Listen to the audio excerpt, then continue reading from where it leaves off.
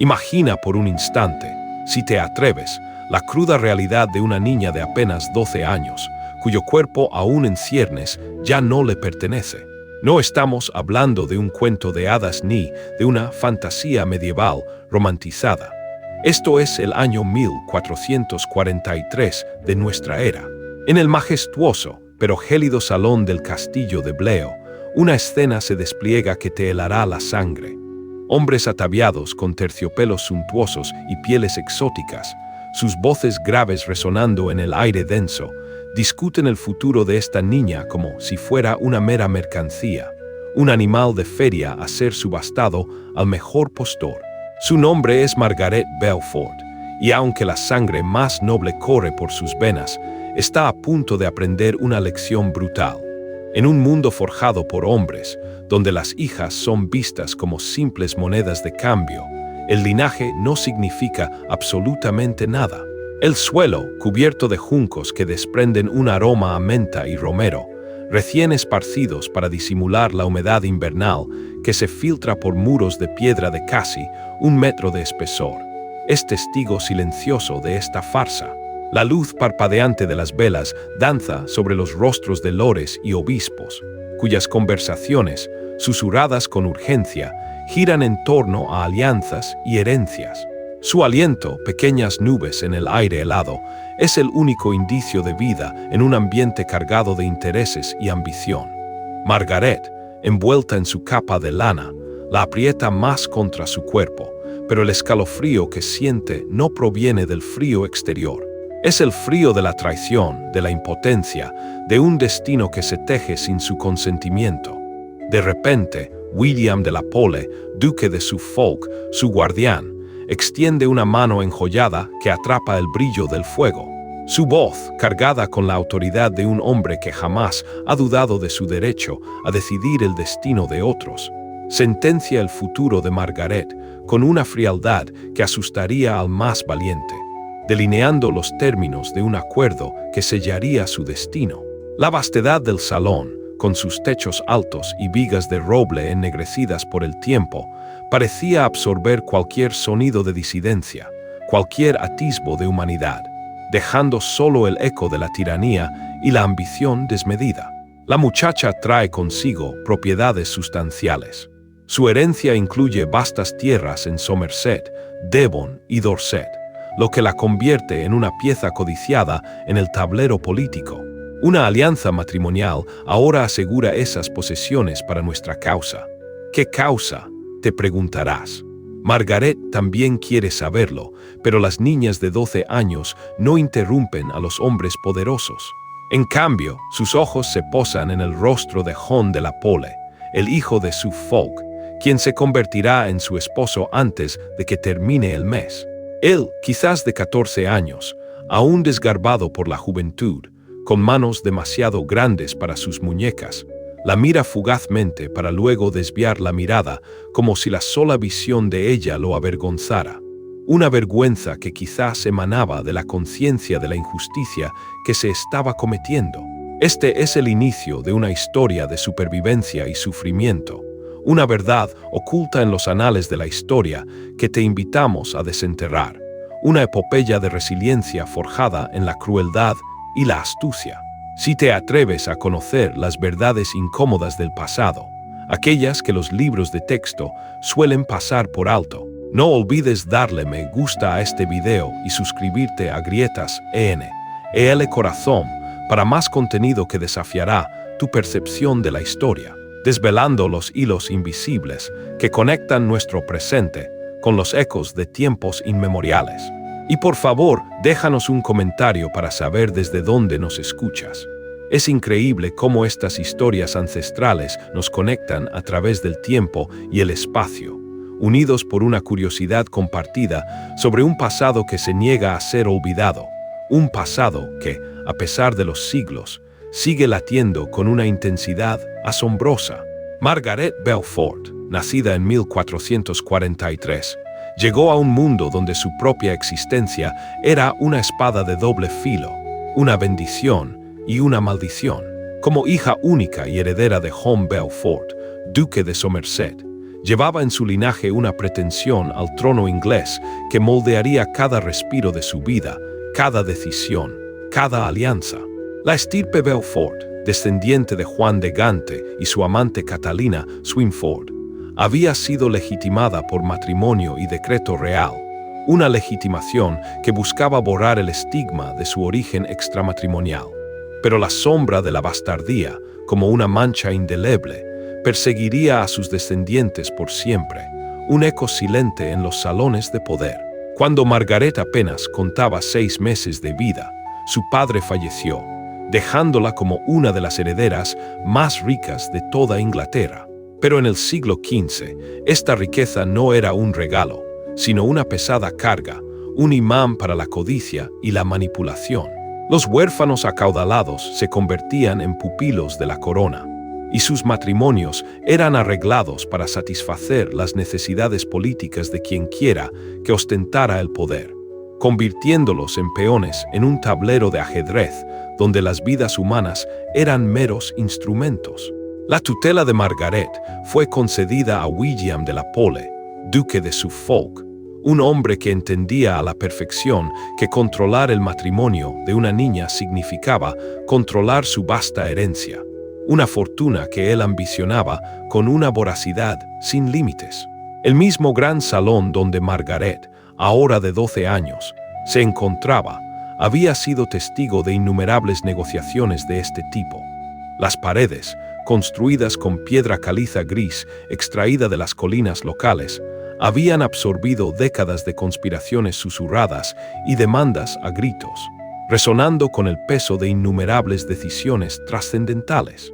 Tapices que representaban escenas de cacerías nobles colgaban entre las ventanas, sus hilos descoloridos, pero aún mostrando a señores a caballo, persiguiendo ciervos a través de bosques pintados, una metáfora cruel de la propia Margaret, una presa en su propia jaula dorada.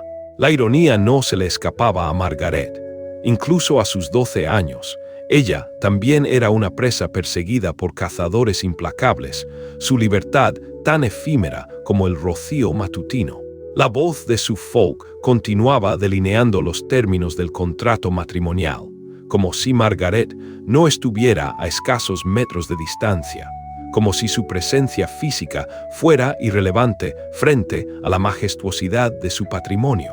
La ceremonia se llevaría a cabo en Ewelme en menos de 15 días, un plazo que apenas le daba tiempo para asimilar la magnitud de lo que se le venía encima. Las tierras de la muchacha serían administradas por su casa hasta que ella alcanzara la mayoría de edad. Lo que no decía, pero que todos en la sala entendían, era que este arreglo aseguraba que la familia de Suffolk controlaría la inmensa fortuna de Margaret durante años, perpetuando su influencia y consolidando su poder sobre vastos dominios. Los juncos crujían bajo los pies inquietos, mientras los hombres reunidos asentían en señal de acuerdo, un coro de voluntades complacientes. Margaret podía percibir el dulce aroma de las hierbas mezclado con los olores más terrosos de la lana y los cuerpos sin lavar. Incluso los nobles en 1443 se bañaban con poca frecuencia, y el gran salón conservaba el olor acumulado de una docena de hombres que habían cabalgado arduamente a través del barro invernal para asistir a esta negociación, un testimonio olfativo de la dura realidad de la vida medieval. El futuro esposo de Margaret, John de la Pole, se movía incómodo cerca de la gran chimenea.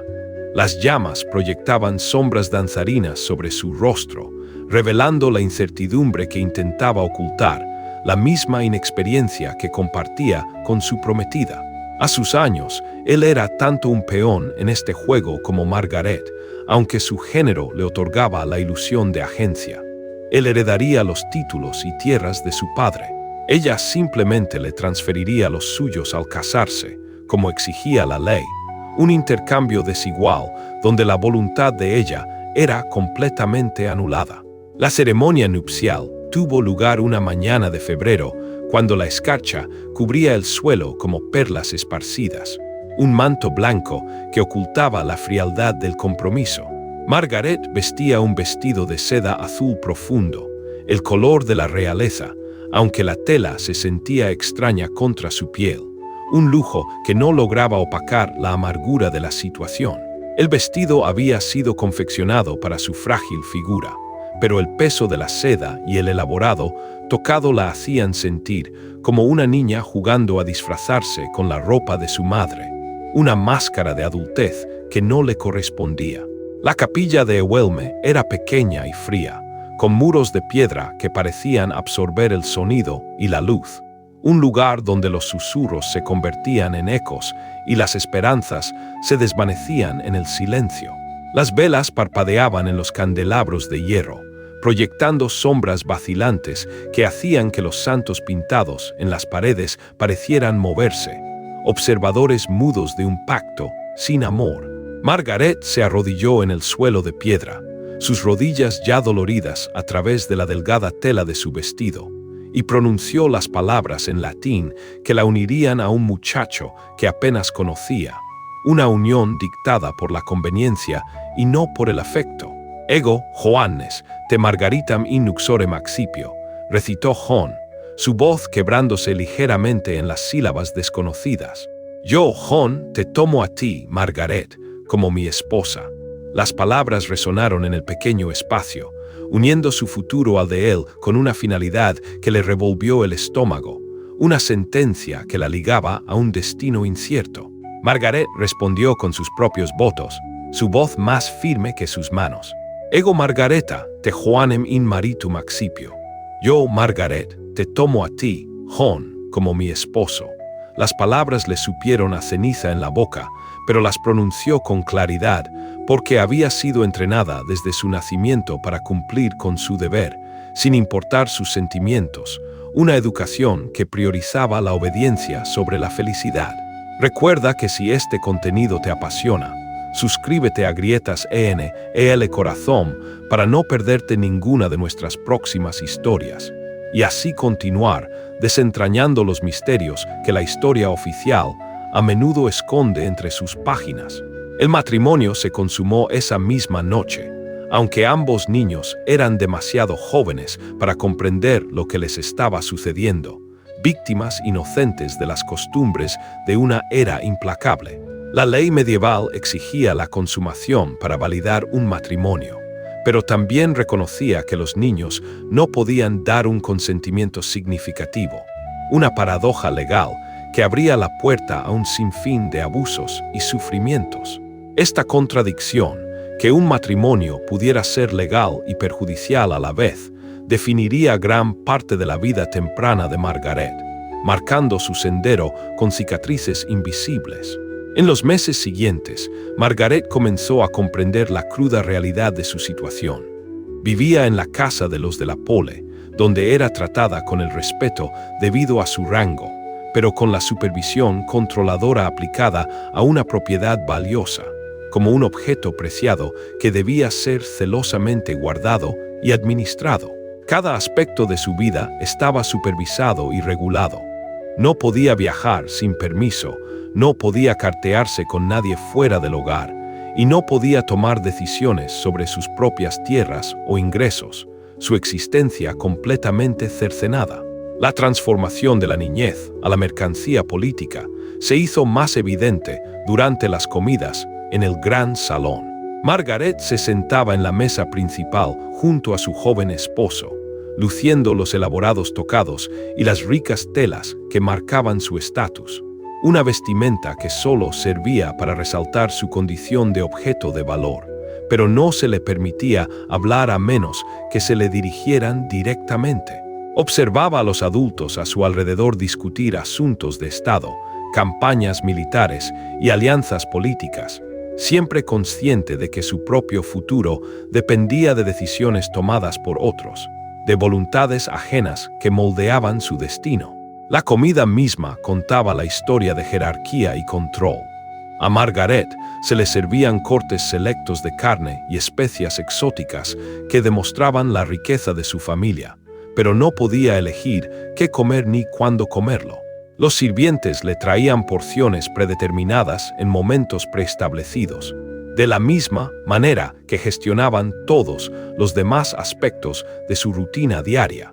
Incluso su dieta no era suya, una última humillación en la constante vigilancia a la que estaba sometida.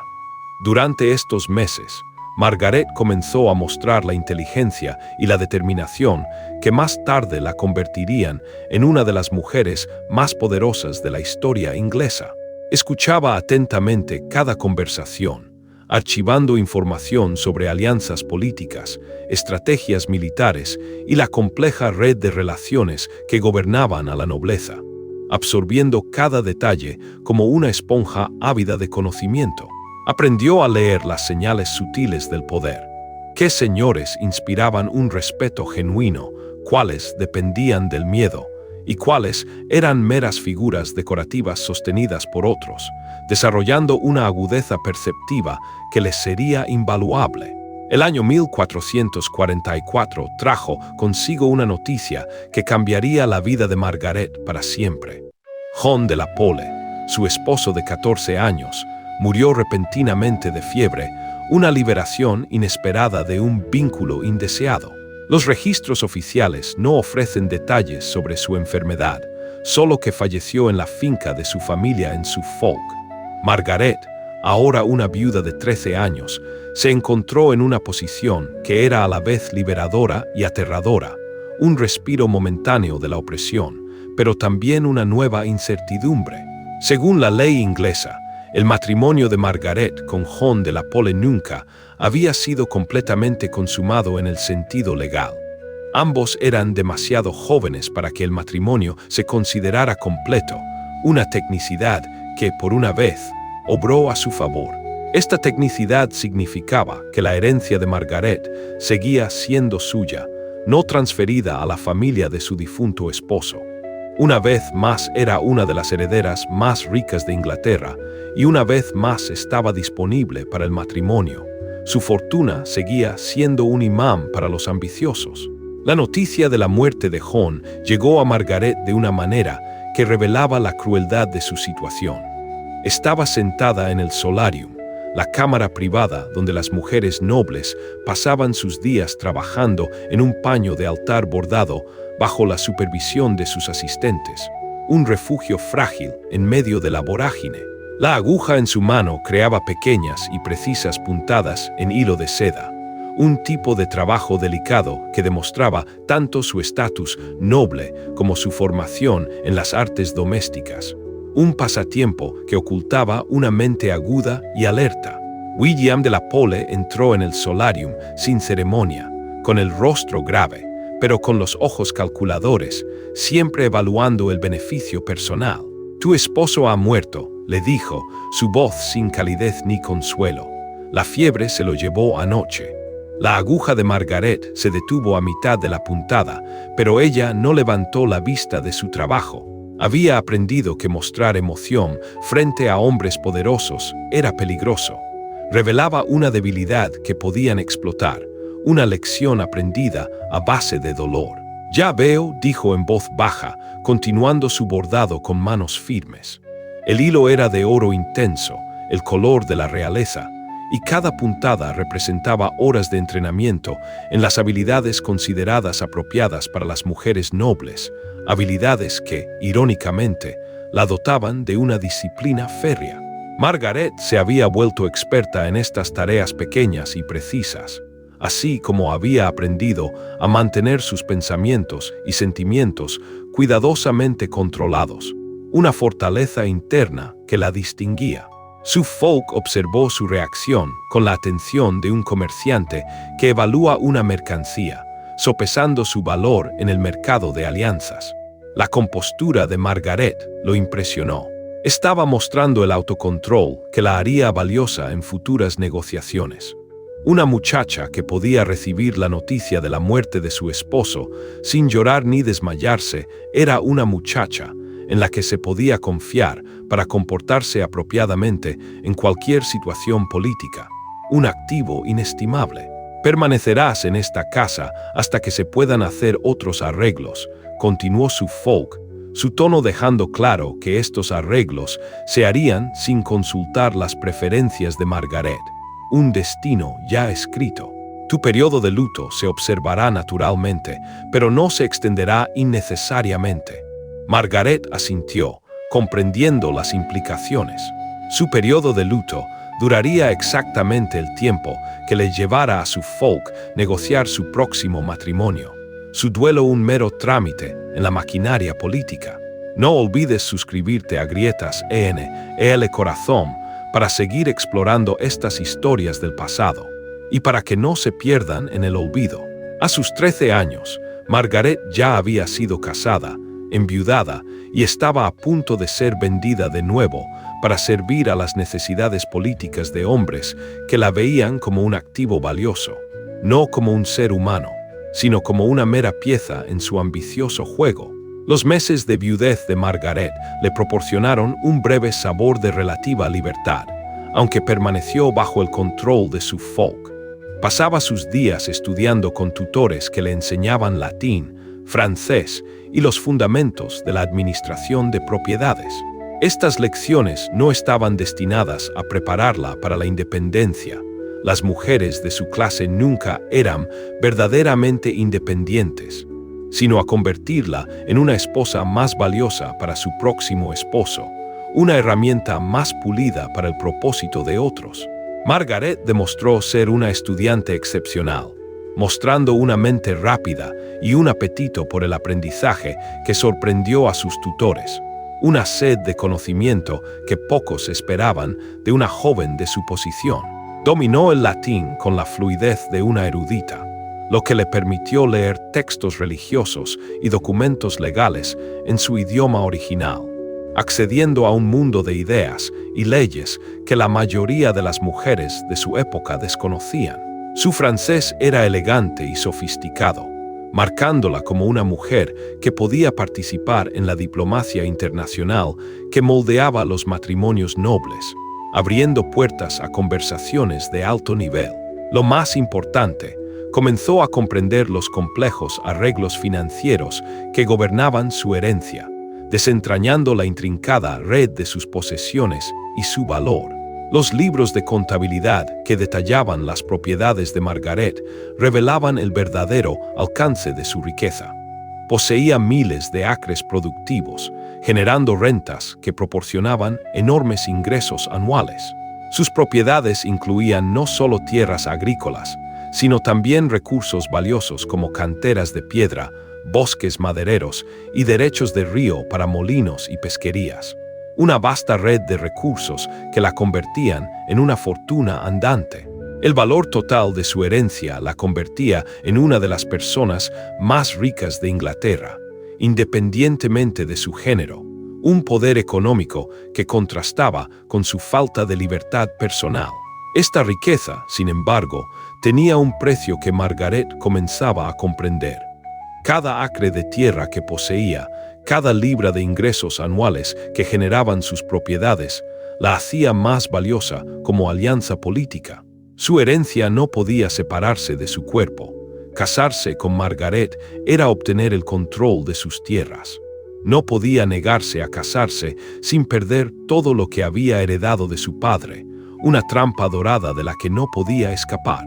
La realidad de la situación de Margaret se hizo evidente durante una conversación con su madre, Margaret Beauchamp, quien visitó el castillo de Ewelme en la primavera de 1445.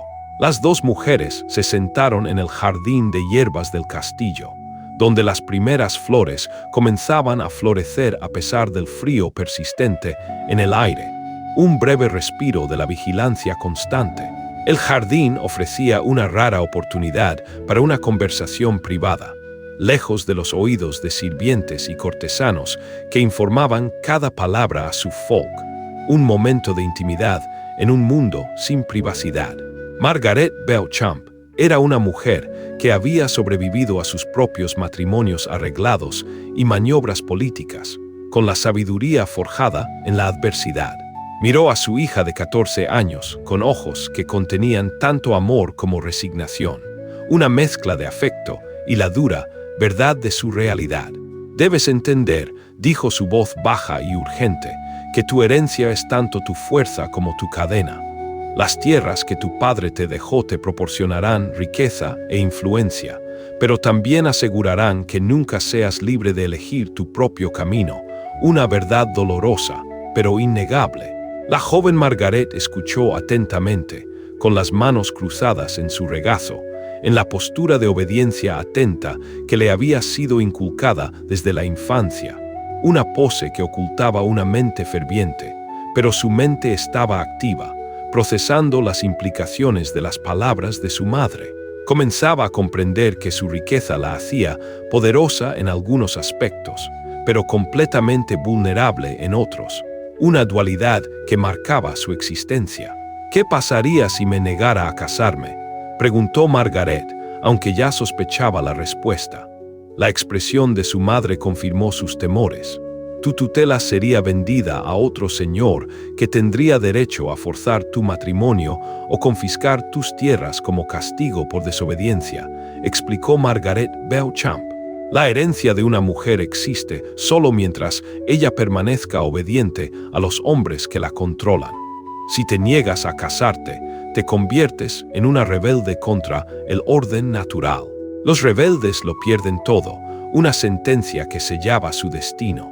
La conversación tuvo lugar junto a un lecho de hierbas, lavanda, romero y tomillo, cuyos aromas recordarían para siempre a Margaret este momento de comprensión, un recuerdo olfativo de una verdad amarga. Las flores a su alrededor representaban la domesticidad y la virtud femenina, pero también representaban los estrechos límites dentro de los cuales las mujeres nobles debían vivir sus vidas, hermosas, fragantes y completamente contenidas, como prisioneras en un jardín. El verano trajo consigo la noticia del próximo matrimonio de Margaret. El rey Enrique V, influenciado por sus consejeros y aliados políticos, había concedido la tutela de Margaret a Edmund Tudor, conde de Richmond. Este arreglo servía a múltiples propósitos políticos.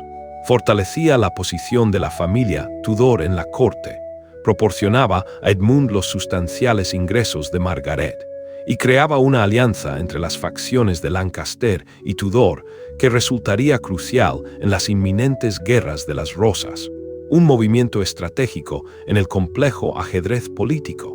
Edmund Tudor, de aproximadamente 24 años, era una década mayor que Margaret.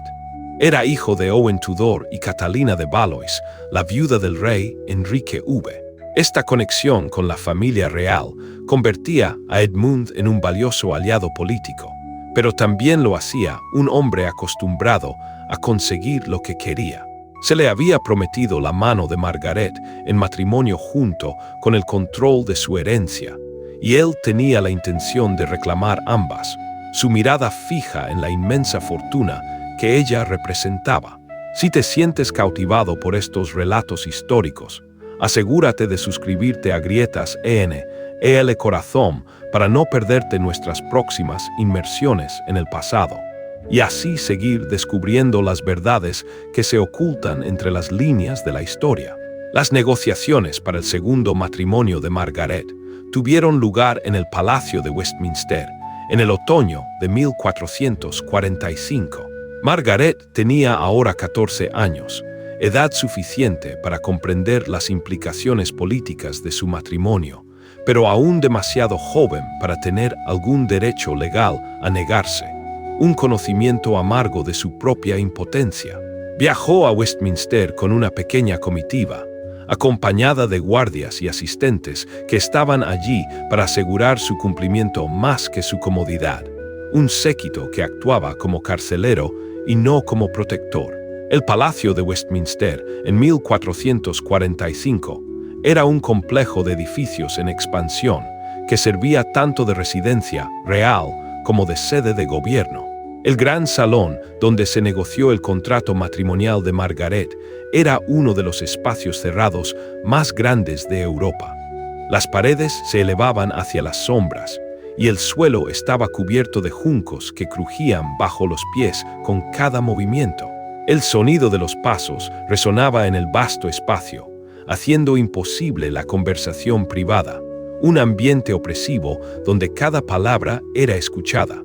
Margaret se paró junto a un pilar tallado con intrincados diseños, observando a los hombres que decidirían su futuro, como una estatua viviente que esperaba su sentencia.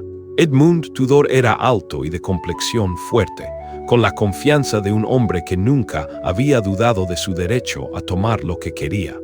Hablaba con los consejeros del rey con una familiaridad fácil, discutiendo la herencia de Margaret como si ella no estuviera presente, un acto de deshumanización. Las tierras de la muchacha proporcionarán ingresos sustanciales para nuestro hogar, dijo Edmund, su voz resonando claramente en el eco del salón. Con una gestión adecuada, la propiedad debería producir lo suficiente para apoyar nuestra posición en la corte y financiar nuestras obligaciones militares. Miró a Margaret brevemente, evaluándola como podría evaluar a un caballo prometedor.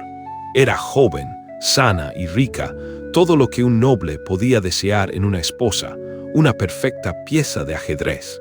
El rey Enrique V, apenas de 24 años y ya mostrando signos de la inestabilidad mental que más tarde conduciría a la guerra civil, asintió con aprobación al matrimonio.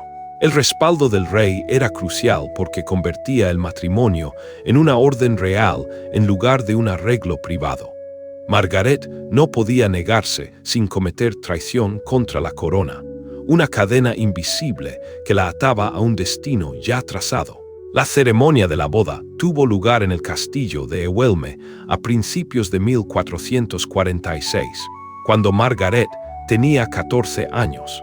El ritual fue más elaborado que su primer matrimonio, acorde con el estatus superior de Edmund y la importancia política de la alianza. Margaret vestía tela de oro, la tela más cara disponible, y una diadema de piedras preciosas que marcaba su rango como futura condesa, un lujo que no lograba ocultar la ausencia de su voluntad. La ceremonia en sí mezclaba la solemnidad religiosa con el teatro político. El obispo de Winchester ofició, prestando toda la autoridad de la iglesia a los procedimientos. Testigos nobles llenaron la capilla, su presencia asegurando que el matrimonio no pudiera ser cuestionado o anulado, sellando el pacto. Margaret pronunció sus votos con voz clara y firme, habiendo aprendido que mostrar reticencia o emoción solo invitaba a la especulación sobre su idoneidad como esposa, una lección aprendida en la escuela de la dureza. Los votos de Edmund Tudor fueron confiados y posesivos. Cuando colocó el anillo en el dedo de Margaret, su mano cubrió completamente la de ella, un recordatorio físico de la dinámica de poder que gobernaría su matrimonio, un símbolo de su dominio. El anillo en sí era de oro pesado, engastado con un zafiro hermoso, pero tan grande que pesaba sobre la pequeña mano de Margaret. Lo llevaría por el resto de su vida, un recordatorio constante de este momento en que su independencia fue formalmente entregada, una rendición simbólica. La consumación del segundo matrimonio de Margaret tuvo lugar esa misma noche, y esta vez no había duda de que los participantes fueran demasiado jóvenes. Margaret tenía 14 años, considerada plenamente adulta según los estándares medievales, una edad donde la inmadurez aún luchaba con las exigencias del mundo. Y Edmund era un hombre experimentado que entendía exactamente lo que estaba reclamando, con una determinación que no dejaba lugar a la ambigüedad. El encuentro fue breve, brutal y completamente centrado en establecer el dominio legal y físico de Edmund sobre su nueva esposa, una imposición de poder que dejó una cicatriz imborrable. La adaptación de Margaret a la vida matrimonial con Edmund Tudor revela las duras realidades del matrimonio del siglo XV, incluso para las mujeres más ricas. Ahora era la condesa de Richmond, un título que le otorgaba prominencia social, pero ningún poder real, una etiqueta vacía de contenido. Cada decisión sobre su vida, su propiedad y su futuro era tomada por Edmund, quien ejercía su autoridad legal con la confianza casual de un hombre que nunca había cuestionado su derecho a controlar a los demás, una arrogancia inherente a su posición. El hogar que establecieron en el castillo de Caldicot en Gales, reflejaba las ambiciones políticas y el trasfondo militar de Edmund. El castillo era una fortaleza más que un palacio, construido para la defensa más que para la comodidad, un lugar austero donde la seguridad primaba sobre el confort. La rutina diaria de Margaret estaba estructurada en torno a las necesidades y preferencias de Edmund, y sus propios deseos solo se consideraban cuando no entraban en conflicto con sus prioridades. Un ejemplo más de su voluntad subyugada. El enfoque de Edmund para administrar la herencia de Margaret revelaba tanto su perspicacia política como su desprecio fundamental por ella como individuo. Inmediatamente comenzó a reorganizar sus propiedades, instalando a sus propios hombres como mayordomos y alguaciles. Los ingresos de las tierras de Margaret se desviaron para financiar las campañas militares y las actividades políticas de Edmund, sin tener en cuenta sus preferencias o preocupaciones, un robo legalizado. Margaret observó estos cambios con una creciente comprensión de su situación. Era rica de nombre, pero impotente en la práctica. Su herencia proporcionaba los recursos para las ambiciones de Edmund, pero ella no tenía voz ni voto en cómo se usaban esos recursos. Estaba aprendiendo que ser una mujer noble significaba ser una propiedad valiosa más que una persona con agencia, una dura lección que forjaría su carácter. La situación política en Inglaterra durante 1446 y 1447 era cada vez más inestable, con tensiones crecientes entre las diferentes facciones de la nobleza, un preludio a la inminente tempestad. La posición de Edmund Tudor como partidario de la causa de Lancaster los ponía a él y a Margaret en peligro potencial a medida que la oposición al débil gobierno del rey Enrique V se intensificaba, una amenaza constante que planeaba sobre sus vidas. Margaret se encontró atrapada en conflictos políticos que no eligió y de los que no podía escapar, una marioneta en un juego de poder brutal. A finales de 1456, cuando Margaret tenía 13 años, pero estaba casada con Edmund, que era significativamente mayor, descubrió que estaba embarazada.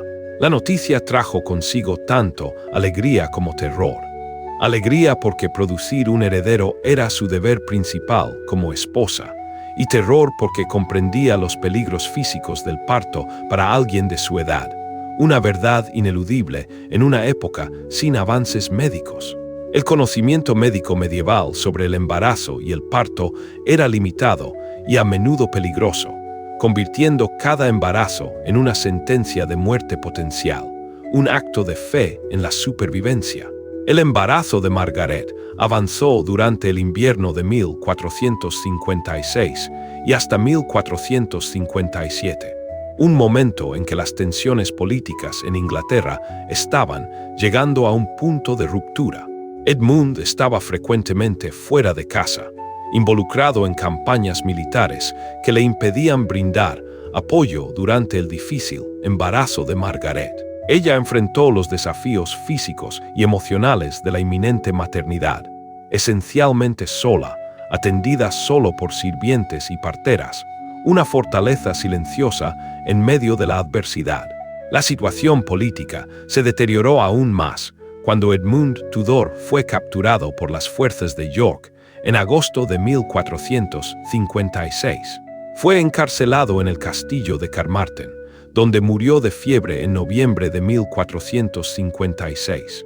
Margaret, ahora con unos 7 meses de embarazo, recibió la noticia de la muerte de su esposo mientras lidiaba con la tensión física y emocional de su avanzado embarazo, una doble tragedia que la golpeó con fuerza.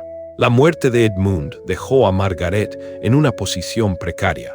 Era una viuda embarazada con una vasta riqueza, pero sin protector masculino, lo que la hacía a la vez valiosa y vulnerable, un objetivo fácil en un mundo sin piedad.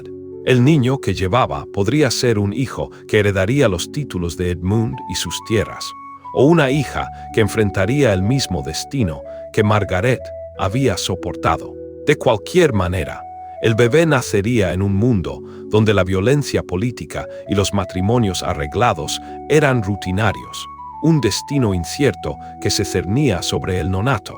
Para más historias tan fascinantes como esta, no olvides darle me gusta y suscribirte a Grietas ENEL Corazón y sumérgete con nosotros en los abismos de la historia.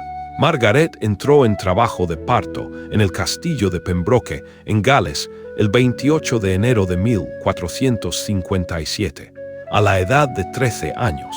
El parto fue difícil y peligroso, como era típico para alguien de su edad, una prueba de resistencia para su joven cuerpo. El parto medieval era atendido por parteras cuyo conocimiento se basaba en la experiencia más que en la formación médica, y las tasas de mortalidad, tanto para madres como para bebés, eran horriblemente altas, un riesgo latente en cada alumbramiento. El trabajo de parto duró horas, con Margaret experimentando un dolor que ninguna niña de 13 años debería soportar, un sufrimiento que marcó su vida. Las parteras hicieron todo lo posible para ayudar, pero sus métodos se limitaban a remedios herbales y oraciones. La pequeña complexión de Margaret hizo que el parto fuera particularmente difícil, y hubo momentos en que tanto ella como el bebé estuvieron en peligro mortal, colgando de un hilo entre la vida y la muerte. El niño que surgió de esta prueba fue un hijo sano y fuerte a pesar de las circunstancias de su nacimiento. Margaret lo llamó Henry en honor al rey, una elección política que señalaba su continua lealtad a la causa de Lancaster, una declaración de principios en un mundo dividido. El niño crecería para convertirse en Enrique VII, el primer rey Tudor de Inglaterra. Pero en enero de 1457 era simplemente un recién nacido cuya supervivencia dependía de la capacidad de su madre de 13 años para navegar por el peligroso mundo de la política medieval, un futuro incierto en manos de una adolescente. La recuperación de Margaret del parto fue lenta y difícil. La atención médica medieval para las nuevas madres era mínima, y el trauma físico de dar a luz a una edad tan temprana la dejó débil y vulnerable. Nunca tendría otro hijo, aunque no está claro si esto se debió a complicaciones médicas del nacimiento de Henry u otros factores. Lo cierto es que la experiencia del embarazo y el parto a los 13 años tuvo efectos profundos y duraderos en su salud y en su perspectiva de la vida, forjando su carácter con la dureza de la adversidad. Los primeros meses de la vida de Henry estuvieron marcados por la incertidumbre y el peligro. Margaret era una viuda con un hijo pequeño, rodeada de enemigos políticos que con gusto los eliminarían a ambos para reclamar su herencia. Debía encontrar una manera de protegerse a sí misma y a su hijo mientras navegaba por la compleja red de alianzas y enemistades que definían la sociedad noble. La solución de Margaret a su posición vulnerable fue buscar otro matrimonio, esta vez con un hombre que pudiera brindar protección tanto a ella como a su hijo. Su elección recayó en Sir Henry Stafford, el hijo menor del duque de Buckingham. Este matrimonio, el tercero, fue diferente de sus uniones anteriores porque Margaret misma desempeñó un papel más activo en las negociaciones. Henry Stafford tenía aproximadamente 30 años, lo que lo hacía significativamente mayor que Margaret, pero no lo suficiente como para ser su abuelo. Era un soldado y cortesano experimentado que entendía las realidades políticas de la época. Más importante aún, estaba dispuesto a proteger al hijo de Margaret y a respetar su papel como madre de Henry, algo que no estaba garantizado en los matrimonios del siglo XV. El matrimonio con Henry Stafford tuvo lugar en 1458, cuando Margaret tenía 15 años. Esta ceremonia fue más pequeña y privada que sus bodas anteriores, lo que reflejaba tanto la situación política como las circunstancias cambiadas de Margaret. Ya no era una virgen valiosa que se intercambiaba por ventajas políticas, sino una viuda con un hijo que buscaba protección y estabilidad. La relación de Margaret con Henry Stafford resultó ser la más estable y de apoyo de sus matrimonios. Stafford la trató con genuino respeto y afecto, permitiéndole desarrollar sus habilidades intelectuales y comenzar a participar en actividades políticas. Bajo su protección, Margaret comenzó a emerger como una figura política por derecho propio, en lugar de simplemente como una valiosa pieza de propiedad. Los años del matrimonio de Margaret con Henry Stafford, de 1458 a 1471, marcan un periodo de relativa estabilidad en su vida personal, incluso mientras Inglaterra se sumergía en el caos de las guerras de las rosas. Margaret utilizó esta estabilidad para desarrollar sus habilidades políticas y comenzar a construir la red de alianzas que eventualmente ayudaría a su hijo a reclamar el trono. Durante este periodo, Margaret se involucró profundamente en la causa de Lancaster, utilizando su riqueza e influencia para apoyar a la facción que creía que ofrecía la mejor oportunidad para el futuro de su hijo. Desarrolló relaciones con otras familias nobles, proporcionó apoyo financiero para campañas militares y comenzó a comprender cómo funcionaba realmente el poder en la Inglaterra medieval. La educación política de Margaret durante estos años fue exhaustiva y práctica.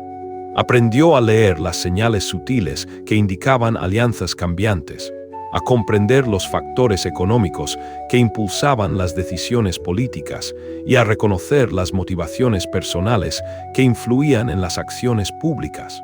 Lo más importante, aprendió a usar su riqueza y posición social para influir en los acontecimientos en lugar de simplemente reaccionar a ellos, convirtiéndose en una maestra de la estrategia. La muerte de Henry Stafford en 1471 marcó el final del matrimonio más estable de Margaret y el comienzo de su emergencia como una de las mujeres más poderosas de Inglaterra. Ahora tenía 28 años, experimentada en los caminos de la política y la vida cortesana, y decidida a asegurar el futuro de su hijo sin importar los obstáculos en su camino. Una leona protegiendo a su cachorro. El cuarto y último matrimonio de Margaret fue con Thomas Stanley, conde de Derby, un hombre cuya flexibilidad política e instintos de supervivencia igualaban los suyos. Stanley era un noble poderoso que había logrado mantener su posición a través de múltiples cambios de régimen, lo que lo convertía en un socio ideal para las ambiciones políticas de Margaret. Una alianza basada en la conveniencia y el respeto mutuo. Su matrimonio, que tuvo lugar en 1472, fue una asociación basada en el respeto mutuo y objetivos políticos compartidos, una unión de mentes estratégicas. Bajo la protección de Stanley, Margaret comenzó a operar más abiertamente como figura política. Mantuvo correspondencia con otras familias nobles, proporcionó apoyo financiero para las causas que favorecía y comenzó a posicionarse como una potencial hacedora de reyes. Su hijo Henry todavía estaba en el exilio, pero Margaret estaba sentando las bases para su eventual regreso a Inglaterra, tejiendo la red que lo llevaría al trono. Si te interesa el poder y la intriga, no dejes de suscribirte a Grietas ENEL Corazón, porque aquí las sombras de la historia cobran vida. Las décadas de 1470 y 1480 fueron un periodo de intensa actividad política para Margaret. Navegó por el complejo y peligroso mundo del gobierno de York bajo Eduardo IV y más tarde Ricardo III, siempre trabajando para promover los intereses de su hijo mientras evitaba el destino de los nobles que calculaban mal sus posiciones políticas. Una bailarina sobre la cuerda floja. Su supervivencia y éxito durante este periodo demuestran las habilidades políticas que había desarrollado desde su infancia como un peón impotente, transformando su vulnerabilidad en fortaleza. La relación de Margaret con Ricardo III fue particularmente compleja y peligrosa. Cuando Ricardo tomó el trono en 1483, Margaret tuvo que decidir si aceptaba el nuevo régimen o arriesgaba todo para apoyar la pretensión de su hijo. Su decisión de apoyar la invasión de Inglaterra por parte de Henry en 1485 representó la culminación de décadas de planificación política y sacrificio personal, un movimiento audaz que lo cambió todo.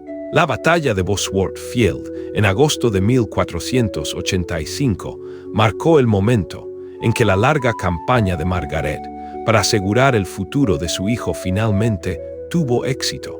La victoria de Henry Tudor sobre Ricardo III lo convirtió en el rey Enrique VII y transformó a Margaret de una intrigante política en la madre del monarca reinante. Tenía 52 años y había alcanzado un nivel de poder e influencia que habría sido inimaginable cuando se casó a los 12 años, una verdadera ascensión. La posición de Margaret como madre del rey le otorgó una autoridad sin precedentes para una mujer de su tiempo.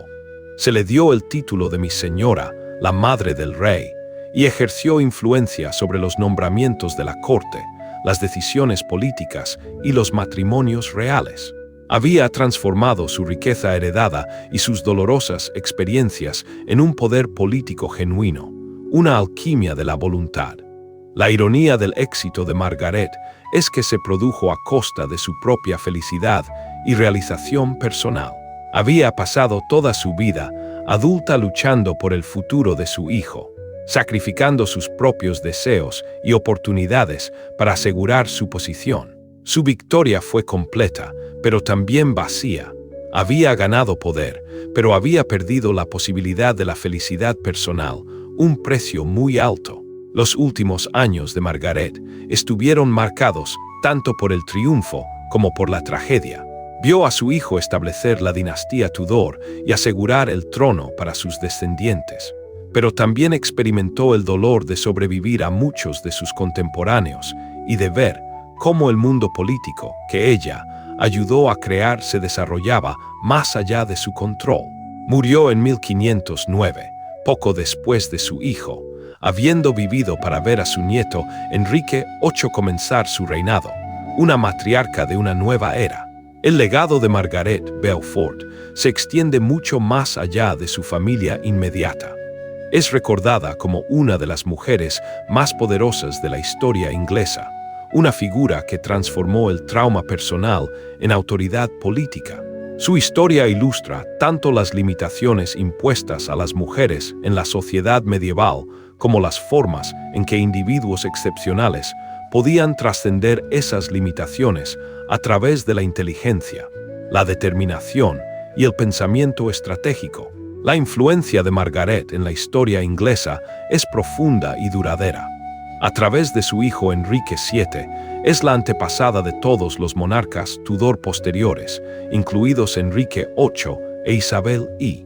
Sus habilidades políticas y su pensamiento estratégico ayudaron a establecer una de las dinastías más exitosas de la historia inglesa. Su historia demuestra que incluso en sociedades que limitaban severamente las oportunidades de las mujeres, la determinación y la inteligencia individuales podían superar obstáculos aparentemente imposibles. La transformación de Margaret Beaufort, de una niña novia impotente a una de las mujeres más influyentes de la historia inglesa, es un testimonio de la resiliencia humana y la habilidad política. Aprendió a usar el mismo sistema que la oprimía como una herramienta para lograr sus objetivos, convirtiendo su riqueza y estatus noble en un poder político genuino. Su historia es a la vez inspiradora y trágica, demostrando tanto las posibilidades como los costos de la ambición en un mundo que ofrecía a las mujeres pocas oportunidades de autodeterminación, una lucha constante contra la corriente. La devoción religiosa de Margaret en sus últimos años proporciona otra dimensión a su carácter. Se involucró profundamente en actividades religiosas, fundando escuelas y apoyando instituciones religiosas. Este enfoque espiritual puede representar tanto una fe genuina como una forma de penitencia por los compromisos políticos que hizo a lo largo de su vida, una búsqueda de redención. Sus actividades religiosas también sirvieron a propósitos políticos, mejorando su reputación y proporcionando otra vía para ejercer influencia, demostrando su astucia hasta el final. La complejidad del carácter de Margaret quizás se ilustra mejor por su relación con su hijo Enrique VII. Lo amaba profundamente y había sacrificado todo por su éxito, pero también lo veía como la culminación de sus ambiciones políticas. Su relación fue a la vez genuinamente afectuosa y políticamente estratégica, lo que refleja las formas en que las motivaciones personales y políticas se entrelazan en la vida de los nobles medievales, una danza entre el corazón y la razón. No olvides que Grietas el Corazón te trae las historias más profundas y menos conocidas. Suscríbete ya. La historia de Margaret también ilumina el contexto social y político más amplio de la Inglaterra del siglo XV. Sus experiencias reflejan la inestabilidad y la violencia de las guerras de las rosas, el papel del matrimonio y las alianzas políticas, y las formas en que las mujeres podían ejercer influencia a pesar de las restricciones legales y sociales. Su vida ofrece una ventana a un mundo donde la supervivencia política requería una vigilancia constante y un pensamiento estratégico. La documentación de la vida de Margaret es extensa, lo que proporciona a los historiadores información detallada sobre sus experiencias y motivaciones. Su correspondencia, registros financieros y los relatos de sus contemporáneos crean una imagen vívida de una mujer que fue moldeada por sus circunstancias y decidida a moldearlas a su vez. El registro histórico revela tanto su perspicacia política como sus luchas personales. La influencia de Margaret en la educación y las instituciones religiosas en sus últimos años demuestra otro aspecto de su carácter. Utilizó su riqueza e influencia para apoyar el aprendizaje y la devoción religiosa, quizás buscando crear un legado positivo más allá de sus logros políticos. Sus fundaciones educativas reflejan tanto sus propios intereses intelectuales como su comprensión de la importancia de la educación para mantener la influencia social y política. La relación entre las experiencias personales de Margaret y sus actividades políticas revela las formas en que el trauma individual puede transformarse en influencia social. Sus matrimonios infantiles y su temprana viudez le enseñaron sobre las realidades del poder y la importancia del pensamiento estratégico. Estas dolorosas experiencias se convirtieron en la base de su posterior éxito político. La historia de Margaret también plantea preguntas sobre la naturaleza del poder y la agencia en la sociedad medieval. Si bien logró una notable influencia y éxito, lo hizo dentro de un sistema que restringía fundamentalmente las oportunidades de las mujeres.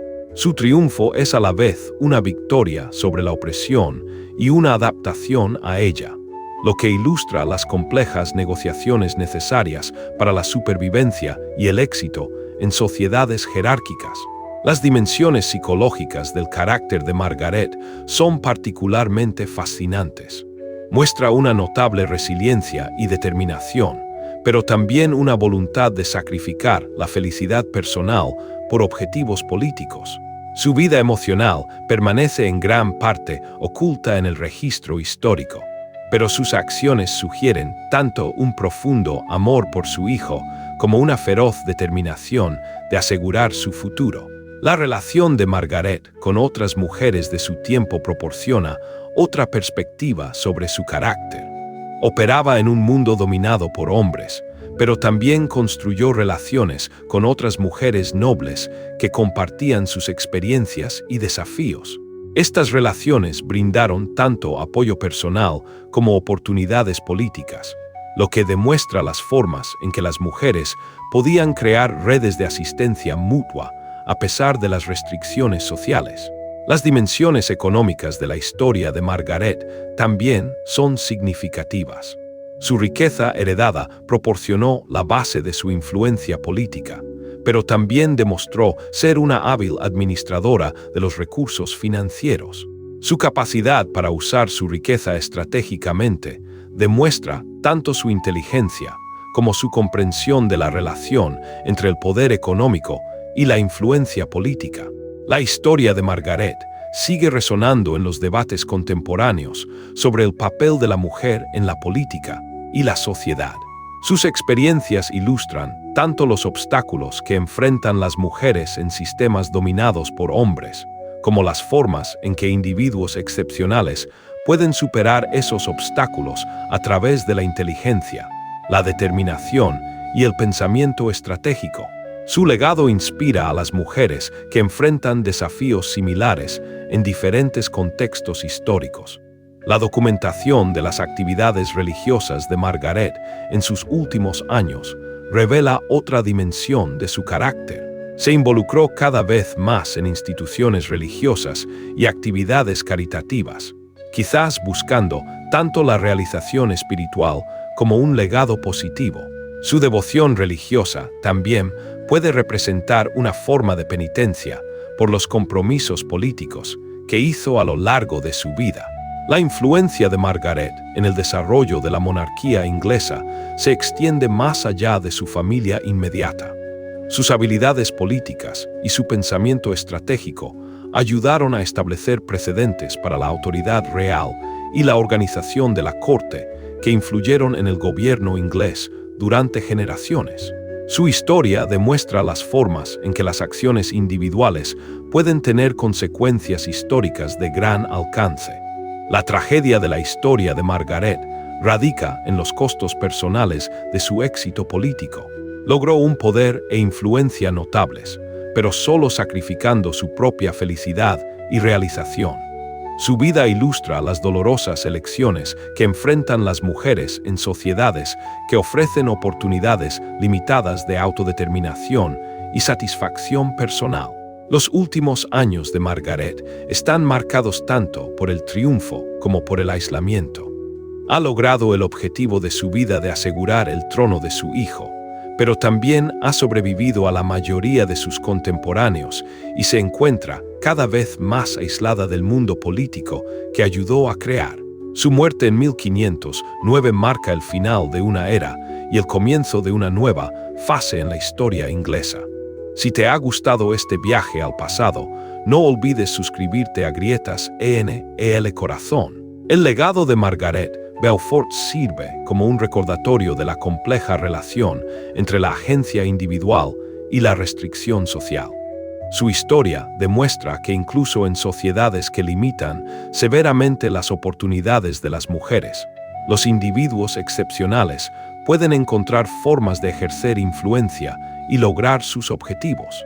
Su vida proporciona tanto inspiración como precaución, ilustrando tanto las posibilidades como los costos de la ambición en sistemas sociales restrictivos. Te encuentras ahora a la sombra de la abadía de Westminster, donde Margaret Beaufort yace enterrada bajo un monumento que da testimonio de su extraordinaria vida. La efigie de bronce la muestra con las túnicas de una mujer noble, con las manos juntas en oración, su rostro sereno en la muerte, pero la piedra no puede capturar el fuego que ardía dentro de ella. La determinación que transformó a una niña impotente en una de las mujeres más influyentes de la historia inglesa. La niña que se casó a los 12 y quedó embarazada a los 13 se convirtió en la madre de reyes, la fundadora de una dinastía y la arquitecta de su propio destino notable. Aprendió a jugar el juego del poder con maestros que pensaban que la poseían, y lo jugó tan bien que finalmente los poseyó a ellos. En un mundo donde se esperaba que las mujeres fueran silenciosas y sumisas, Margaret Beaufort encontró su voz y la usó para cambiar el curso de la historia. Su historia resuena a través de los siglos, un recordatorio de que incluso los más impotentes pueden encontrar formas de tomar el control de su destino. Fue quebrada de niña, pero se reconstruyó como una mujer de acero, convirtiendo su dolor en propósito y su trauma en triunfo. La niña de 12 años, que una vez permaneció en silencio mientras los hombres decidían su futuro, se convirtió en la mujer que decidió el futuro de la propia Inglaterra. Esta es la fascinante historia de Margaret Beaufort, una mujer que desafió las limitaciones de su época y forjó un legado inmortal. Para más relatos que te harán cuestionar la historia, suscríbete a Grietas en el Corazón.